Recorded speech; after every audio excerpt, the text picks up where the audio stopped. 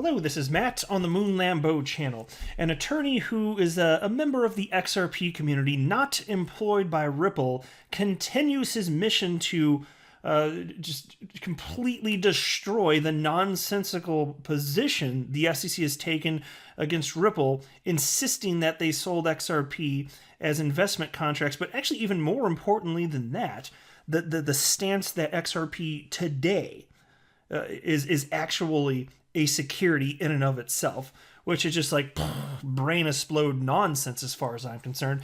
And I'm speaking of John Deaton. I'm sure many of you at this point are familiar with him, and I always want to prop up those who are in a meaningful way contributing to the XRP community. So I want to encourage you before we dig into this, if you're on Twitter, go ahead and follow him. He deserves it.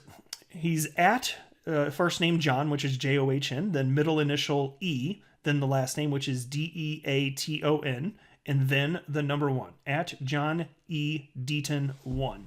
You shall not regret it. He's constantly putting out all sorts of good stuff. And also, he tagged me in this thread too, referencing something that I've been saying as well, calling a certain someone an asshat, which I got a kick out of. So, John, if you're listening, even if you're not, thank you either way. But he is. And look, if you guys have been following me for any length of time, it's not like I'm not really big on name calling. Like, even if you've been following me on Twitter, you'll see when people curse at me and this or that, I just don't respond. If it gets too vitriolic, I'll block somebody.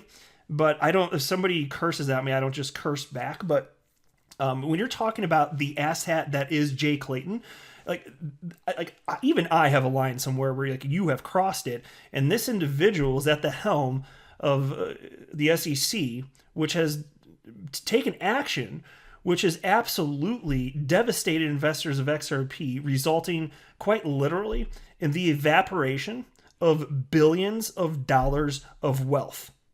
So that is a line that is crossed, and so I say he's an asshat. He's absolutely an asshat. And I'm not talking about a hat that is designed for a butt. I'm saying he himself is an asshat. All right, let's go ahead and dig in. The most significant security case in modern history, a review of claims made in the SEC versus Ripple, Brad Garlinghouse and Chris Larson case, of course. And I want to mention this too. Look, I don't have a legal background, so I'm not offering legal advice. I also don't have a financial background, so I'm not offering financial advice. You should not buy or sell anything because anything I say are right. I'm just an enthusiast in this space, and I enjoy talking about these topics, and I make YouTube videos purely as a hobby. So anyways, thread continues though. The SEC and SEC Enforcement Director, that's the Enforcement Director account on Twitter, along with acting chairwoman Allison Lee and former chairman Jay Clayton, seem to take issue as significant that Ripple understood that XRP purchasers routinely resold XRP to other investors in the United States and other countries. See SEC First Amended Complaint, page 15, paragraph 88. And this is what he's talking about right here. It reads as follows. Defendants offered and sold XRP to any person without restricting offers or sales to persons who had a use for XRP, particularly given that little to no use existed until Ripple subsidized some use operations in recent months, as described below, and without restricting anyone's ability to resell their XRP to investors within the United States or elsewhere. And then John continues. This issue of secondary market resales of digital assets was also publicly discussed by Clayton on business channels such as CNBC. In this clip below, Clayton literally says, quote, "If you trade a digital token in the secondary markets, it could be a security." Well, that's interesting, isn't that? And he provided a link to this. I'm not going to play the clip, but there's a CNBC clip, which I did cover on the channel, but the clip was actually published, according to the site here, so June 6, 2018. And that's about 6 months before I ever published my first video. My first video on this channel was December 14th, 2018, but still it kept coming up, and so I ended up covering this clip at some point later on here. But in it, I remembered it very clearly, that he was being pressed about XRP specifically and this or that, and he just kept saying, well, if it's a security, we're going to regulate it. And then at some point in the clip, he's like, he asking for, what's the author's name? Bob Pisani's the guy who's interviewing Clayton here, the asshat. And he said something along the lines of just trying to get it okay, but something along the lines of, is so-and-so security, or could you be more clear? Something to that effect. I think it was more like, could you be more clear? I'd have to go back and watch the clip again. But his response was, with this smirk on his face, was, well, I hope I have been. I'm an asshat. And that's what he effectively said. He just said that he's an asshat. He acknowledged it on television, which is not just me saying it. But no, he really did. He smirked and just said, I hope I have been. As in, I hope I have been clear. Oh, he was not, though. And so let me continue with John's thread here. Clayton refused to answer Bob Pisani's repeated questions on whether the SEC would provide clear guidance in the digital asset space. Ripple and XRP are actually specifically brought to Clayton's attention by Bob Pisani. In the 2018 interview above, Clayton is directly asked, is Ethereum and XRP a security? Moon Lambo, thank you for tagging me there. Moon Lambo described this interview accurately and succinctly in one of his videos when he said, quote, all asshat Jay Clayton would do is keep repeating, if it's a security, we will regulate it. Yeah, very true. He absolutely did do that. The claim that because a digital asset is publicly traded in secondary markets somehow transforms that digital asset into a security is utterly absurd.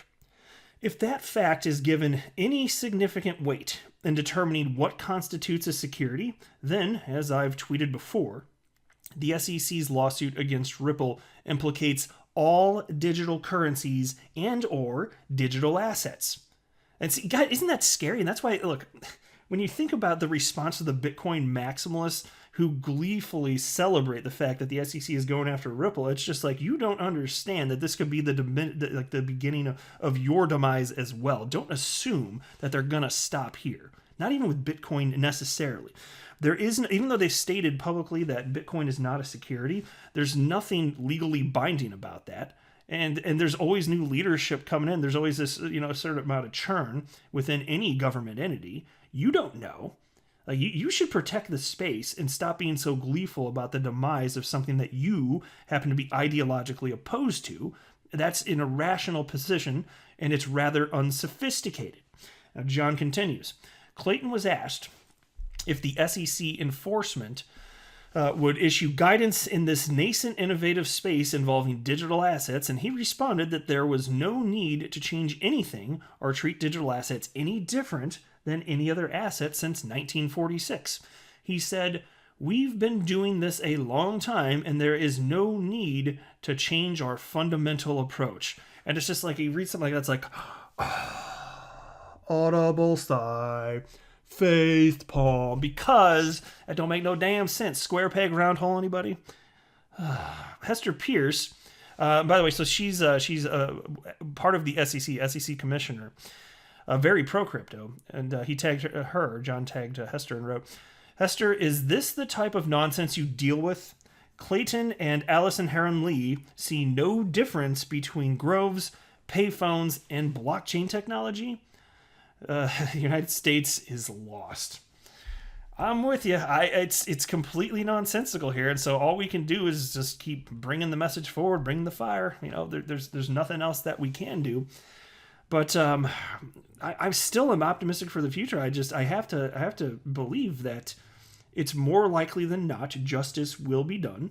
You can get bad law, you can get bad outcome, you can get bad regulations. It's possible that happens in life. But usually not. If it weren't the case that, usually the right thing happened, the world would just completely fall apart. We wouldn't have been able to evolve to this point. So I think more often than not, what needs to happen, what should happen is done.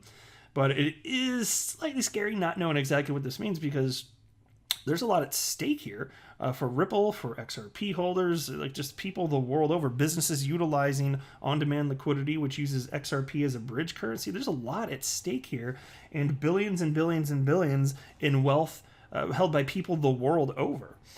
And so I still feel confident, even if Ripple is found to have sold XRP in a way that is consistent with the way an investment contract is sold, it still doesn't mean that XRP today is a security. And so I don't even care if they get fined, as long as they're able to continue their operations, as long as they're allowed to continue selling XRP, and as long as XRP is not deemed to be a security, that's fine. Even if that means a technical loss for Ripple, the company, well, I think they could live with that, frankly, as long as it doesn't shut them down.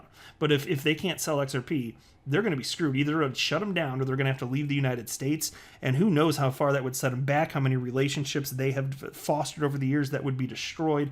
I don't know what all of the implications are, because I'm looking at this from an outsider.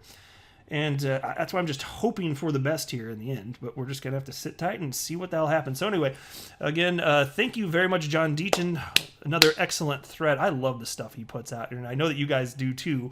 Because you guys, I'm telling you, you guys support his threads. He gets tons of traction here on Twitter. And then when I highlight him and prop him up on my channel, everybody's just nothing but receptive. And that just goes to speak to how amazing the XRP community is. So if you would, please, again, if you haven't yet done so, please consider just pausing, take a moment out of your day, follow John Deaton on Twitter. You will not regret it. But I'll go ahead and wrap up there. I am not a financial advisor. Do not buy or sell anything because of anything that I say or write. That would be a very, very, very bad idea. Until next time, to the moon, Lambo.